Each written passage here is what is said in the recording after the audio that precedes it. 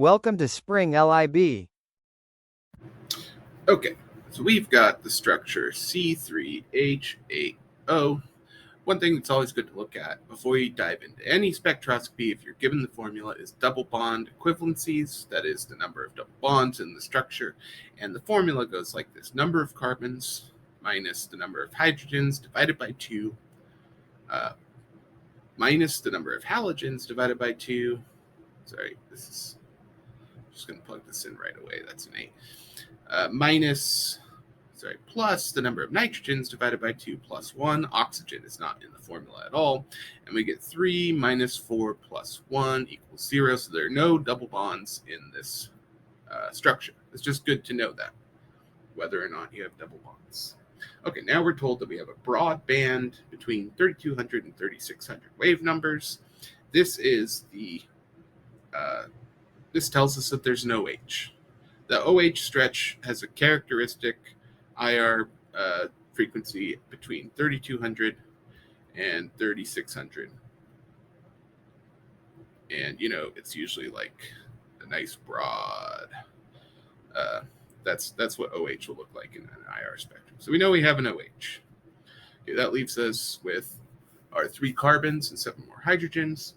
And the other thing is we only get 2 signals in the CNMR spectra. That tells us that there's only 2 chemically unique carbons in the whole structure. So if we have like a carbon bound to another carbon, theoretically one of these is going to have an OH on it. This is a good place to start. How could we have another carbon that's not unique, right? If we put another carbon over here, then this is a methyl, this is a CH2, and this has an alcohol. That's not going to work, right? We know it's not like a chain like that. So we can just keep trying connecting it at other spots. We tried connecting it here. Let's try connecting it here.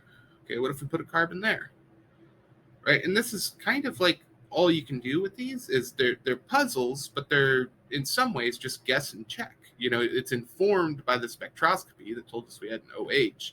Otherwise, we'd have way more things to check out, like ethers or etc. But once we know we have an OH, that means we have a carbon attached to that OH. And then we can start with that structure and start adding on the other carbons in a way that makes sense. So we added the 3rd carbon on the right-hand side because that gives us 2 identical carbons, right? There's nothing that separates this carbon chemically from the other, right? So then if we just fill in the hydrogens, giving everything a full octet, and then we're going to end up with 1, 2, 3, 4, 5, 6, 7, 8 hydrogens. That sounds good to me. 3 carbons, 2 hydrogens, only 2 CNMR signals, and we've satisfied the information given.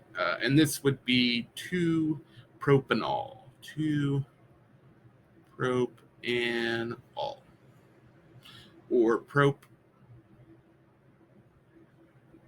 and 2-all. Both are valid via IUPAC.